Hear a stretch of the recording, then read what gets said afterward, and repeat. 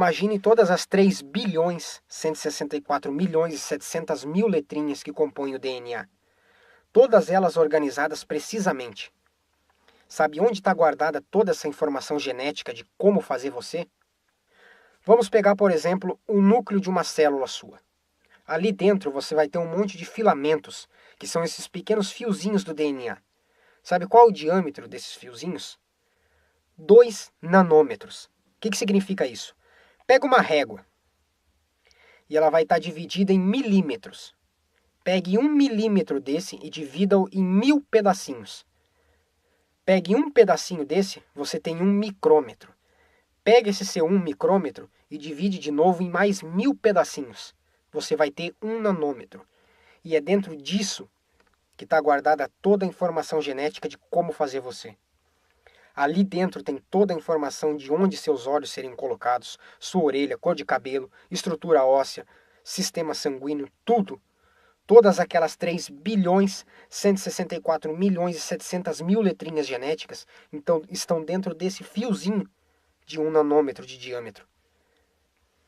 Essa complexidade não é fruto do acaso. Leis da natureza e processos naturais não produzem informação genética codificada. A ciência reconhece isso. Então a questão toda é: se toda forma de vida está baseada em informação genética codificada, só é capaz de existir vida através de informação genética codificada, a qual não surge espontaneamente? Processos naturais e leis da natureza não produzem informação genética codificada? Então como explicar o Big Bang e a teoria da evolução? E como sustentar a afirmação evolucionista de que vida teria surgido por acaso, se informação genética codificada não é resultado de seleção natural? Não existe uma única lei da natureza ou processo natural que produza informação genética codificada. E sem informação genética codificada, não existe vida. Quer saber qual a origem da vida? Descubra qual a origem da informação genética codificada. O Senhor Deus nos deixou uma boa pista. Dentro da nossa codificação genética, dentro do próprio DNA. Vamos tratar um pouco a respeito disso. Isso aqui é a ilustração de uma fita de DNA. Ela é formada por essas duas hélices em espirais, que são conectadas por essas pontes. Essas pontes seguem um padrão de espaço. Não é em toda informação que tem as pontes. Essas pontes seguem um padrão de espaço que é o seguinte: a cada 10 unidades de informação, tem uma ponte. Depois 5 unidades de informação, tem outra ponte. Depois 6, tem outra ponte. E depois 5 de novo. E esse padrão se repete. Ele termina e inicia de novo, na mesma sequência. 10, 5, 6, 5. Então guardem bem essa sequência. 10, 5, 6, 5. Vamos pegar a Bíblia e ver o nome que o Senhor Deus se apresentou a Moisés. Ele é escrito da seguinte forma. São 4 letras, 4 caracteres hebraicos, sendo eles o Yud, o Re, o Vav e o Re de novo. Essas 4 letras formam o tetragrama, o nome pelo qual o Senhor Deus se apresentou a Moisés. Deus e Senhor não é nome, é título, mas isso é outro assunto. Vamos pegar os caracteres no alfabeto hebraico. No hebraico, não existe algarismos para definir números. As letras têm valor numérico. Por exemplo, vamos trazer para o nosso alfabeto para facilitar o entendimento. É como se o A valesse 1, o B valesse 2, o C valesse 3 e assim por diante. Como no hebraico não existe algarismos para definir números, se eles quisessem fazer uma conta, por exemplo, eles fariam A mais A igual a B, ou B mais B igual a D. Então vamos pegar essa sequência numérica codificada no DNA humano e levar para o alfabeto hebraico para ver a que letras equivale essa sequência. O Yud equivale a 10, o Re equivale a 5, o Vav equivale a 6 e o Re de novo equivale a 5. O Senhor Deus deixou a sua assinatura dentro do nosso DNA. Cada ser humano da face da Terra carrega o nome sagrado dele dentro de si, como se fosse a assinatura do fabricante. É tipo aquele relógio, aquela bolsa, aquela roupa, ou seja lá o que for que você comprou no camelô. E dentro vem o selo do fabricante escrito Made in China. O Senhor Deus deixou o nome sagrado dele selado dentro de cada um de nós, sem exceção. Revelações da ciência sobre os mistérios da vida. Especialistas de vários países estiveram no Brasil para o lançamento de um grupo dedicado à tese do chamado design inteligente. Que mistérios guardam as nossas células? E o DNA, o responsável por tudo que somos? Os homens reunidos nesta sala são os principais nomes de um ramo da ciência que pretende responder questões como estas. Ao contrário do que a gente já apregoou por 150 anos, há evidências de inteligência na vida e no universo. Eles são estudiosos do chamado design inteligente, uma linha de pesquisa que acredita que a complexidade da vida e a perfeição da natureza comprovam a existência de um ser superior. A vida foi feita pronta, o universo foi feito pronto, planejados por um ser extremamente inteligente, com design, com arte. Brian Miller é doutor em física. Ele coordena as pesquisas da Universidade de Duke, nos Estados Unidos. Seria um super engenheiro, um super arquiteto? Você pode dizer isso, responde o físico. Um arquiteto que tinha a vida em mente, um criador que fez a vida deliberadamente. Also, when you look at life itself, não é de hoje que os cientistas procuram pistas deste arquiteto da vida. Ao considerar a carga dos elementos químicos do DNA, os pesquisadores teriam identificado o seguinte padrão numérico: 10, 5, 6, 5. Eles então passaram a tentar decifrar esse código e tiveram a ideia de substituir os números por letras hebraicas. A sequência numérica 10, 5, 6, 5 foi transcrita para as respectivas letras em hebraico: Yud, Rei, Vav, Rei. Veja o resultado. A sequência corresponde à palavra Deus em hebraico. Apesar de todo o avanço da medicina, cerca de 90% das informações genéticas ainda são um mistério. O professor Eberlin diz que as descobertas científicas trazem implicações sérias para toda a humanidade, mas cada vez mais reforçam os argumentos de quem acredita no design inteligente, a assinatura de uma força superior. A gente vai ter que entregar essa informação para a filosofia e para a teologia. E a gente agora, como bons filósofos e teólogos que todos somos, a gente vai colocar a nossa filosofia e nossa teologia em cima desse dado científico e optar pela melhor opção. Eu, óbvio, acho que a melhor opção é Deus. Como gente, a gente tem esse direito, né, de especular em cima da descoberta científica de que uma mente inteligente orquestrou o universo e a vida.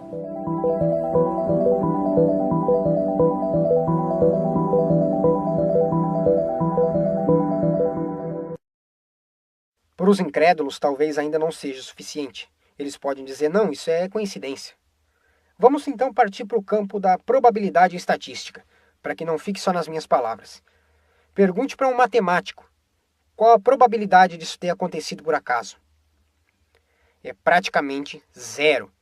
É mais fácil você acertar 10 vezes seguido na Mega Sena do que isso ter acontecido por acaso. Nós somos o tempo todo doutrinados, por conta desse mundo que jaz no maligno, a esquecer e nos afastar do Criador. Para que você esqueça que um dia foi criado, que um dia Ele próprio, não outro, mas Ele próprio te planejou.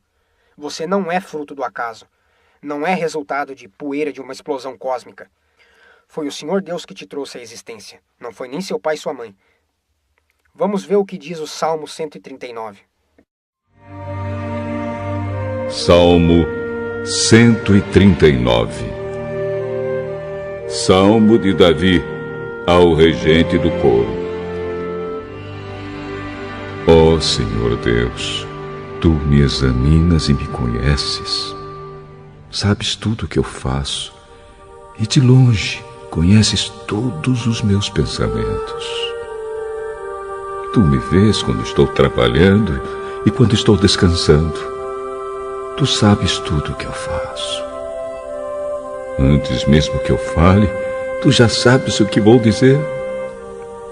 Estás em volta de mim por todos os lados e me proteges com o Teu poder. Eu não consigo entender como Tu me conheces tão bem. O Teu conhecimento é profundo demais para mim. Tu viste quando os meus ossos estavam sendo feitos, quando eu estava sendo formado na barriga da minha mãe, crescendo ali em segredo. Tu me viste antes de eu ter nascido. Os dias que me deste para viver foram todos escritos no teu livro, quando ainda nenhum deles existia. Oh, Deus, como é difícil entender os teus pensamentos. E eles são tantos. Se eu os contasse, seriam mais do que os grãos de areia. Quando acordo, ainda estou contigo. Oh, Deus, como eu gostaria que tu acabasses com os maus. Gostaria que os homens violentos me deixassem em paz. Eles falam mal de ti, contra ti falam coisas ruins. Oh, Senhor Deus, como odeio os que te odeiam. Como desprezo os que são contra ti. Eu os odeio com todas as minhas forças. Eles são meus inimigos. Oh, Deus, examina-me e conhece o meu coração. Prova-me e conhece os meus pensamentos. Vê se há em mim algum pecado e guia-me pelo caminho eterno.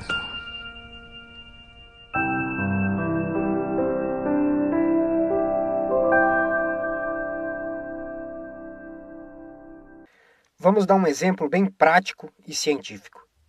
Você já pensou em você quando era apenas um DNA, um zigoto, um óvulo feminino fecundado? Imagina agora quando o Senhor Deus pegou todos aqueles 3.164.700.000 letrinhas de informação que compõem o DNA e foi colocando cada uma delas, uma por uma na sequência exata da outra, para que você pudesse vir à existência da forma como você é. Você não é um erro. Não foi algo que Deus criou por acaso ou sem propósito. Quando você era apenas um DNA, Deus já tinha dado para você todas as características que Ele queria que você tivesse. Isso é obra de um Criador perfeito e não resultado de explosão cósmica ou seleção natural. Não importa o que o mundo te apresente como verdade absoluta. Nunca perca o referencial que o Senhor Deus é o seu Criador. Ou você vai arrumar toneladas e toneladas e toneladas de razões para se sentir o mais miserável nesse mundo. Lembre-se que antes mesmo deles terem se iniciado, todos os seus dias foram planejados por aquele que te criou. Você não é fruto do acaso, embora queiram que acreditemos nisso. E essa não foi a única marca que ele nos deixou. Quando nós estudamos a natureza, em paralelo com o conhecimento que temos das Escrituras, nós temos algumas características fascinantes. Vamos parar e pensar um pouco a respeito delas. A natureza é o livro das obras das mãos do Senhor Deus. Qual característica que só o Deus da Bíblia apresenta? Ser 3 em 1. É um Deus, mas que se apresenta em 3 pessoas: o Pai, o Filho e o Espírito Santo. Vamos olhar para a natureza, para o livro das obras das suas mãos. Quais as características da natureza? Quando nós estudamos o tempo existe em passado, presente e futuro, 3 em 1. Quando nós estudamos, por exemplo, o espaço também tem altura, largura e profundidade.